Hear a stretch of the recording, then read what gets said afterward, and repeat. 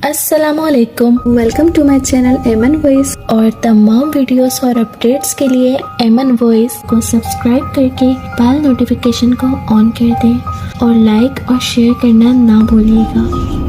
जो लोग मुझसे अपनी ज़िंदगी पर बीते हॉरर वाक़ियात शेयर करना चाहते हैं तो स्क्रीन पर मेरा इंस्टाग्राम अकाउंट एमन वॉइस शो हो रहा होगा, तो आप लोग मुझे वहां डीएम कर सकते हैं और अपनी स्टोरीज सेंड कर सकते हैं।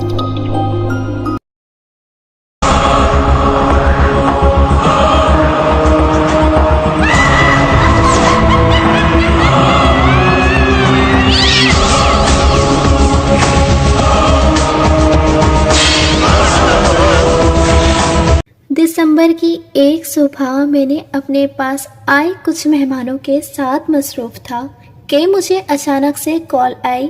दूसरी तरफ मेरे एक बहुत प्यारे ताल्लुक़ वाले शरीफ साहब, जो कि ना सिर्फ मेरे साथ बहुत बेतकल्लुफ़ भी हैं, हालांकि उम्र में मुझसे काफ़ी बड़े हैं और मुझे बदर पुत्र ही कहते हैं, लेकिन उनसे मेरा रिश्ता दोस्ती के करीब करीब है। इसकी वजह उनकी सादा तबीयत और दिल की अच्छाई है। शरीफ साहब चंद एकड़ के ज़मींदार होने के साथ साथ मांदरा भी हैं। मांदरा लफ्ज़ से शायद बहुत लोग ना वाकिफ़ हों। बताता चलूं कि सांप बिच्छू के काटने का दम करवाने वाले को मांदरा कहते हैं। देहात में लोग आज भी सांप बिच्छू के काटने पे मांदरों के पास जाकर दम करवाते हैं। इस जहर का देसी इलाज करवाते हैं और अल्लाह के करम से शिफा पाते हैं। मेरे हेलो करने पर शरीफ साहब बोले, बदर पुत्र घर में ही हो ना? मैंने कहा, जी बिल्कुल घर ही हूँ, सब खैर तो है? तो वो बोले, सब अल्लाह का फजल है, तू बस घर रहना, मैं किसी को लेकर 1 घंटे तक तेरे पास आ रहा हूँ। उनके साथ एक मर्द और एक औरत थे। सलाम दुआ और हाल अहवाल के बाद मैंने सवालिया निगाहों से शरीफ साहब की तरफ देखा। वो बोले कि बदर पुत्र ये दोनों आज सुबह मेरे पास आए हैं। मैंने उनसे पूछा कि सांप ने काटा है या बिच्छू ने, तो कहते हैं कि ना सांप ने काटा है ना ही बिच्छू ने।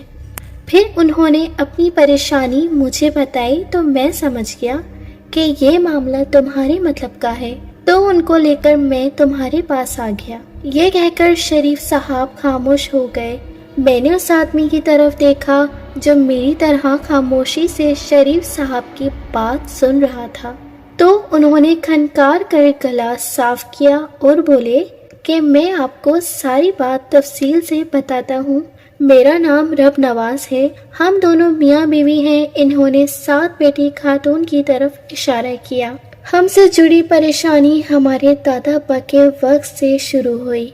मेरे वालिद साहब मेरे दादा अब्बा की इकलौती औलाद थे। अभी वालिद साहब की उम्र 10 साल थी कि मेरे दादा के साथ ये वाक़या पेश आया। हुआ इस तरह कि दादा अब्बू एक गांव में रहते थे और एक जमींदार के यहाँ इसके जानवरों को चारा डालने की नौकरी करते थे। दादा अब्बू का घर गांव से थोड़ा हटकर था। घर के इर्द गिर्द दरख्तों के झुंड थे। एक दिन इस जमींदार ने एक बीमार भैंस तोहफे में मेरे दादा को दे दी। दादा दादी ने इस भैंस की खूब सेवा की। अल्लाह का करम हुआ और वो भैंस ठीक हो गई। भैंस ने दूध देना शुरू कर दिया था। घर दूध की और घी की फरावानी हो गई थी। इन दिनों कोई भी दूध नहीं बेचता था, सब दूध बेचना गुनाह समझते थे। हुआ इस तरह कि एक दिन जब दादी दूध निकालने गई तो भैंस का दूध का एक कतरा भी ना निकला। दादी बहुत हैरान हुई। शाम को दूध निकाला गया। हैरानी ये कि अगले दिन फिर सुबह दूध नहीं निकला। दादा दादी शक में पड़ गए कि रात को शायद कोई चोरी दूध निकाल जाता है। इस रात दादा ने रात जागते गुजारी और दादा का शक सही निकला। सहर से भी पहले दादा ने भैंस के बोलने की आवाज़ सुनी। दादा अब्बू खामोशी से भैंस की तरफ बढ़े। अंधेरा कुछ खत्म हो रहा था। दादा अब्बू ने भैंस के पास गौर से देखा तो उन्हें एक नौजवान लड़का भैंस के पास बैठा नजर आया। दादा अब्बू थोड़ा और आगे बढ़े तो देखा वो नौजवान भैंस का दूध पी रहा था। दादा ने गुस्से से उसे ललकारा। दादा अब्बू की आवाज सुनते ही वो नौजवान चौंक कर पीछे हटा और उठकर सर पर दौड़ लगा दी और घर की दीवार फलांग गया। दादा अब्बू ने बात सुबह पे छोड़ दी कि सुबह जमींदार को बताकर गांव से इस बंदे को ढूंढूंगा। दादी भी आवाज सुनकर उठ चुकी थी। दादा ने सारी बात उसे बताई। दादी बोली, अच्छा जाने दो, किसी भूखे का पेट भर गया होगा, यही बात है। सारी रात जागने की वजह से दादा की तबीयत कुछ बेहतर ना थी। तबीयत की खराबी की वजह से दादा अब्बू जमींदार के घर ना जा सके और काम से छुट्टी कर ली। इस दिन दोपहर के वक्त घर के दरवाजे की कुंडी खटखटाई। दादा अब्बू ने दरवाजा खोला तो सामने एक बहुत खूबसूरत शक्ल का नौजवान खड़ा था। दादा ने इसे पहचान लिया कि यह सुबह वाला ही नौजवान है, मगर इसकी खूबसूरती और आंखों की चमक ने दादा की जबान बंद कर दी थी। सलाम करने के बाद वो नौजवान बोला कि मैं एक पड़ोसी हूँ, कुछ दिन इधर रहने आया हूँ। मेरा आपके पास आने का मकसद ये है कि मैं 3 दिन से आपकी भैंस का दूध पी रहा हूँ। मैं इसकी उजरत देने आया हूँ। मैं दरख्वास्त करता हूँ कि आप रोज रात को अपनी भैंस घर से बाहर दरख्तों के झुंड के पास बांध दिया करें। अगर आपको ये लगे कि भैंस चोरी हो सकती है तो मैं पूरी भैंस की कीमत से 2 गुना ज्यादा कीमत अदा करूँगा। आप बस भैंस की खुराक का ख्याल रखें। ये कि इसने 3 सोने के सिक्के दादा के हाथ पर रख दिए और बोला, ये दूध और भैंस की कीमत है और ये एक सिक्का इस बात को राज में रखने के लिए। ये बात तुमने अपनी बीवी के अलावा किसी को नहीं बतानी, किसी को भी नहीं। मैं जब यहाँ से जाऊंगा तो तुम्हें और भी इनाम दूंगा। वापस मुड़कर दरख्तों के झुंड की तरफ चला गया। दादा अब्बू जो हैरानी से सिक्के हाथ में पकड़े इस खुश शक्ल नौजवान को देख रहे थे, इस नौजवान की नजरों से ओझल होने के बाद हैरानी भरी खामोशी के साथ दरवाजा बंद करके वापस मुड़े। उन्हें यकीन ही नहीं आ रहा था कि सोने के ये 4 चमकते सिक्के अब उनके हैं। उन्होंने सारी बात दादी को सुना दी, जो हैरानी और बेयकीनी से उन सोने के सिक्कों को देखते हुए ये सब सुन रही थी। खुशी से बोली कि सोच क्या रहे हो, जल्दी से जाकर भैंस को दरख्तों के झुंड में बांध दो। गर्ज ये कि रोज शाम के बाद भैंस दरख्तों के झुंड के पास बांध दी जाती और सुबह वापस घर ले आते। इस बात को 15 दिन गुजर चुके थे कि एक दोपहर 2 जोगी बीन बजाते दादा के घर के सामने आ पहुंचे और दरवाजे के आगे बैठ गए। दादा अब्बू इस वक्त जमींदार के घर गए हुए थे। दादी ने दरवाजा खोलकर जोगियों को खैरात दी, जो के दुआ देने लगे। एक जोगी बोला, अगर रोटी मिल जाए तो बड़ी मेहरबानी होगी। दादी बोली, रोटी तो नहीं पकी, मैं दूध ला देती हूँ। ये कहकर दादी अंदर से 2 कटोरे दूध के ले आई। जोगियों ने दूध का घूंट भरा और चौंक कर एक दूसरे को देखा। दादी जो पास खड़ी थी, उसने एक जोगी जो कि उमर रसीदा था, पुत्र, तेरे अलावा घर में कौन कौन रहता है? मैं चाहता हूँ तू उसका नाम बताए तो मैं उसके लिए भी दुआ कर दूँ। दादी बोली, मैं, मेरा मासूम बेटा और शोहर के अलावा कोई नहीं। जोगी बोला कि पुत्र, तू मुझसे छुपा रही है, कोई और भी है तेरे घर वालों के अलावा? तेरी भैंस का दूध पीता है। मेरा इल्म मुझे यही बताता है कि वो तेरा और तेरे घर वालों का दुश्मन है। तू मुझे बता दे। दादी जो सीधी सादी थी परेशान होकर बोली, और तो कोई नहीं, एक अजनबी नौजवान कुछ दिन से दूध पी जाता है मगर हमारे घर नहीं आता। ये सुनकर दोनों जोगी एक दूसरे को देखकर मुस्कुराए। वही बूढ़ा जोगी बोला, वो कब आता है? तो दादी ने उसे वक्त बता दिया। जोगी बोला, वो इंसान के रूप में कोई भला है। तू हमें इजाजत दे कि हम झुंड में छुप जाएं और जब वो आए तो हम उसे पकड़ लें। सादा सी औरत चालाक जोगी की बातों में आ चुकी थी। उसने इस बात की इजाजत दे दी, बल्कि 4 पाई भी डाल दी کہ اس پر سکون سے بیٹھیں، میں تم لوگوں کے لیے کھانا بناتی ہوں۔ ادھر دادا ابو زمیندار کی بھینسوں کو چارہ ڈالنے میں مصروف تھے کہ دادا کو ان کے نام کی پکار سنائی دی۔ انہوں نے مڑ کر دیکھا تو ان کو وہی نوجوان کھڑا دکھائی دیا۔ دادا اسے دیکھ کر خوش ہو گئے۔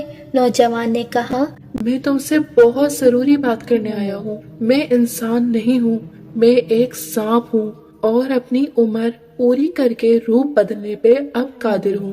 تم جانتے ہو یہ ساون کا مہینہ ہے، اس مہینے میری مجبوری ہے، میں نے ہوا میں رہنا ہے، اس لیے میں تمہارے گھر کے پاس درختوں کے جھنڈ میں رہ رہا ہوں۔ بہت سے جوگی کافی عرصے سے میرے پیچھے لگے ہوئے ہیں، میں بس اس مہینے کمزور ہوتا ہوں۔ اس علاقے کے جوگی میری بو سونگھ چکے ہیں، وہ مجھے ڈھونڈ رہے ہیں۔ بدقسمتی سے وہ تمہارے گھر آ پہنچے اور چالاکی سے تمہاری بیوی سے میرے بارے میں سب کچھ اگلوا لیا، اور اب وہ سحر ہونے کا انتظار کریں گے کہ میں دودھ پینے آؤں تو وہ مجھے پکڑ لیں۔ مگر جب تک سحر ہوگی میں بہت دور چلا جاؤں گا۔ میں نے وعدہ کیا تھا تم سے کہ جب جاؤں گا میں تمہیں انعام دوں گا۔ گھر کے سامنے ایک شیشم کا پیڑ ہے، اس شیشم کے پیڑ کے پاس ایک سوراخ ہے۔ پرسوں جمعے کے دن فجر کی نماز کے بعد اپنی بھینس کا تھوڑا سا دودھ اس سوراخ میں ڈال دینا، اور یہ کپڑا جیسے تمہیں کوئی آواز آئے اس سوراخ کے منہ پر ڈال دینا اور واپسی چلے جانا، تمہارا انعام تمہیں مل جائے گا۔ اب گھر واپس جا کر کل صبح تک اپنی بیوی سے یا جوگیوں سے کوئی بات نہ کرنا، تاکہ میں تب تک دور چلا جاؤں۔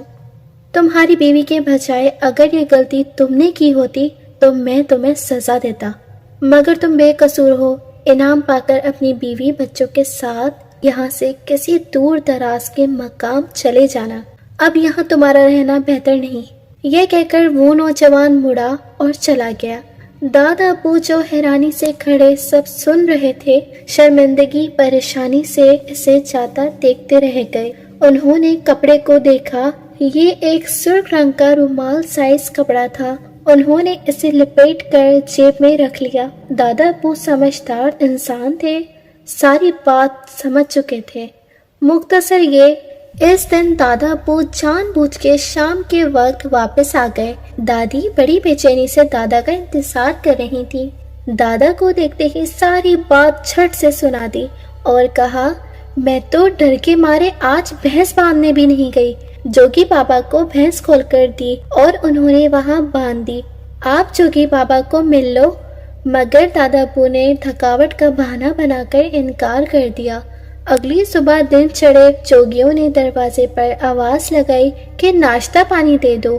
دادا جو آج زمیندار کے گھر کام کرنے نہ گئے تھے، دروازہ کھولا اور بڑے غصے سے جوگی کو کہا کہ جتنا جلدی ہو سکتا ہے یہاں سے چلے جاؤ، ورنہ پورا گاؤں اکٹھا کر کے سزا دلواؤں گا۔ تم پہلے لوگوں کے گھر میں سانپ چھوڑتے ہو، پھر پکڑتے ہو اور ان سے معاوضہ لیتے ہو۔ چلے جاؤ یہاں سے، بھاگ جاؤ۔ پتہ نہیں کیا الٹی سیدھی بات سنا کر تم نے میری بیوی کو پریشان کر دیا ہے۔ چلاک جوگی آگے سے ہنس دیا اور بولا، آ گیا نا تو بھی بہکاوے میں۔ آج وہ دودھ پینے جب نہیں آیا تو میں سمجھ گیا تھا کہ کچھ گڑبڑ ہے۔ اب سن، میں کئی سالوں سے اس کا پیچھا کر رہا ہوں، وہ روپ بدلنے میں ماہر ہے، میرے بڑے کام آئے گا۔ بڑی مشکل سے اس کی بو پا کر میں اس کے سرے پہ پہنچا تھا کہ مگر تو نے میرا سارا کام بگاڑ دیا۔ جوگی نے جیب سے ہلدی نما پاؤڈر سا نکال کر دادا ابو کے آگے ہوا میں اچھال دیا اور کہا، جا، آج کے بعد تیرے ایک بیٹے کے علاوہ اور اولاد نہ ہوگی، اور نہ ہی اس کے آگے اولاد سے زیادہ ہوگی، اور یہ سلسلہ تیری 7 نسل تک چلے گا۔ دادا ابو نے یہ سن کر تحمل سے کہا، تو جاتا ہے یا میں آواز دوں گاؤں والوں کو؟ جوگی بڑبڑاتا ہوا اپنے ساتھی کو لے کر چلا گیا۔ دادا ابو نے دادی سے بھی کافی ناراضگی کا اظہار کیا۔ شام کو دادا ابو نے شیشم کے درخت کے پاس جا کر سوراخ ڈھونڈنے کی کوشش کی، مگر سوراخ کا نشان تک نہ تھا۔ جمعے والے دن دادا ابو نے فجر کی نماز ادا کی اور شیشم کے درخت کے پاس چلے گئے۔ वहां इधर उधर देखा तो दरख्त के पास एक काफी खुला सुराख नजर आया। दादा अब्बू ने इस सुराख में भैंस का दूध जो वो गिलास में भरकर साथ लाए थे इस सुराख पर गिरा दिया। दूध गिराते ही सुराख में से अजीब सी भिनभिनाहट की आवाजें आने लगी। दादा जो हैरानी और खौफ से ये आवाज सुनने में मसरूफ थे, भूल गए कि नौजवान ने इनको कहा था कि जब आवाज आए तो कपड़ा सुराख पर डाल देना। इस लम्हे अचानक से काले भेड़ सैकड़ों की तादाद में सुराख से बाहर निकलने लगे। भेड़ों के निकलने की और भिनभिनाहट की आवाज बहुत तेज थी। जब काफी देर भीड़ निकलने के बाद उनकी रफ्तार और तादाद में कमी आने लगी, जो बहुत खौफजदा खड़े हुए थे, चौंक कर वो कपड़ा सुराख में फेंक दिया। कपड़ा फेंकने की देर थी, भीड़ निकलना और भनभनाहट की आवाज आना एकदम बंद हो गई। दादा ने डर के मारे घर की तरफ दौड़ लगा दी। घर पहुंचकर ऊपर की तरफ देखा कि भेड़ों का गोल होगा, मगर कुछ भी नहीं था। सुबह दिन चढ़े दादा अब्बू हिम्मत करके दोबारा शीशम के दरख्त के पास गए। कपड़ा वहीं पड़ा था। डरते डरते कपड़ा उठाया तो देखकर हैरान रह गए कि वहाँ काफी मिकदार में सोने के सिक्के पड़े हुए थे और सुराग का नामो निशान तक न था। खुशी खुशी कांपते हाथों से वो सोने के सिक्के उठाए और घर की राह ली। मुख्तसर ये कि दादा अब्बू ने वो इलाका छोड़ दिया। गुर्बत खुशहाली में बदल चुकी थी। जोगी का कहा सच साबित हुआ। दादा की कोई और औलाद ना हुई। मेरे वालिद के जवान होने पर दादा ने ये वाकया उन्हें सुनाया। उनकी शादी की तो फिर मैं पैदा हुआ। मैं जब समझदार और शादी के लायक हुआ तो मेरे अब्बू ने ये वाकया मुझे सुनाया। दादा अब्बू भी कभी मूड में होते तो सुना दिया करते थे। ये वाकया मेरी शादी के बाद दादा अब्बू और वालिद साहब की वफात हो गई। मेरी शादी के बाद 7 साल तक हम औलाद से महरूम रहे। बहुत कोशिश की, इलाज करवाया। अल्लाह पाक ने बेटे से नवाजा। अल्लाह के करम से मेरा बेटा 4 साल का है, मगर इसके बाद कोई और औलाद नहीं हुई। हम जहाँ सुनते हैं वहाँ भागते हैं। सारे आमिल हसरात सारी बात सुनकर यही कहते हैं कि इस जोगी ने दादा पर जो अमल कर दिया था उसकी काट करवानी पड़ेगी, मगर नाकामी का सामना करना पड़ता है। रुपया पैसे की कमी नहीं, बस औलाद की कमी का एहसास होता है। हमें किसी ने कहा कि आप किसी मांदरे के पास जाएं। मेरे एक मुंशी साहब बाबे शरीफ को जानते थे। उन्होंने उनका बताया। उन्होंने सारी बात सुनकर आपका जिक्र किया और अब आपके पास बैठे हैं। ये कहकर वो साहब खामोश हो गए। मैं काफी दिलचस्पी से और तवज्जो से उनकी बात सुनने में मसरूफ था।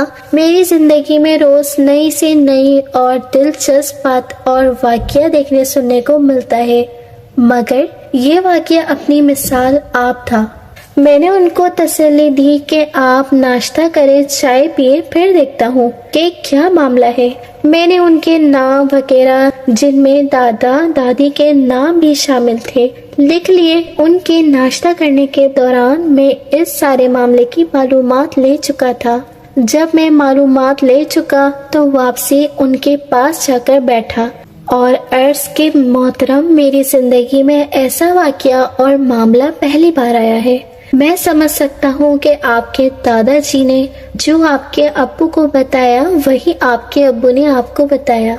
इसमें कौन सी बात कितनी हद तक सच है मैं नहीं जानता, मगर मैं ये जरूर कहूँगा कि आपकी जात पर कोई सहर के असरात नहीं, और अगर मेरा हिसाब ठीक है तो आपके वालिद साहब की जात पे भी आपके दादा अब्बू की तरह कोई सहर का असर नहीं था। आपने बताया कि जब ये वाकया पेश आया आपके वालिद की उम्र 10 साल थी और वो आपके दादा की इकलौती औलाद थे। इस हिसाब से देखा जाए तो आपकी दादा पहले से ही इस कमी में मुब्तला थे कि आगे उनकी औलाद में आप भी इकलौते हैं। अब आपका बेटा भी आपकी इकलौती औलाद है। पूरी दुनिया में ऐसे कई घर हैं जिनकी एक ही औलाद होती है। आप परेशान न हो, मैं आपको कुछ पढ़ने और कुछ इस्तेमाल करने का एक इलाज बताता हूँ। अल्लाह पाक ने चाहा तो अल्लाह पाक आपको और औलाद से नवाजेगा। इस दौरान आप किसी अच्छे डॉक्टर से भी मिलें। मुख्तसर ये कि कुछ हफ्ते के रूहानी इलाज और मेडिकल के इलाज के बाद एक दिन रब नवाज साहब की मुझे कॉल आई। वो खुशी से फूले न समा रहे थे, कह रहे थे अल्लाह का बहुत करम हो गया है, मेरी बेगम उम्मीद से है। 9 माह बाद उनको अल्लाह पाक ने जुड़वा बच्चों से नवाजा। रब नवाज साहब ने मुझसे मशवरा करके दोनों बच्चों के नाम रखे।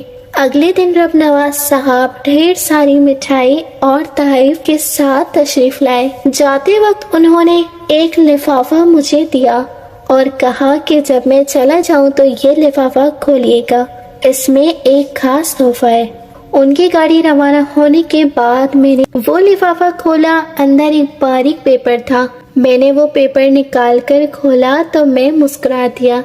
सामने बारीक सा सोने का सिक्का पड़ा हुआ था।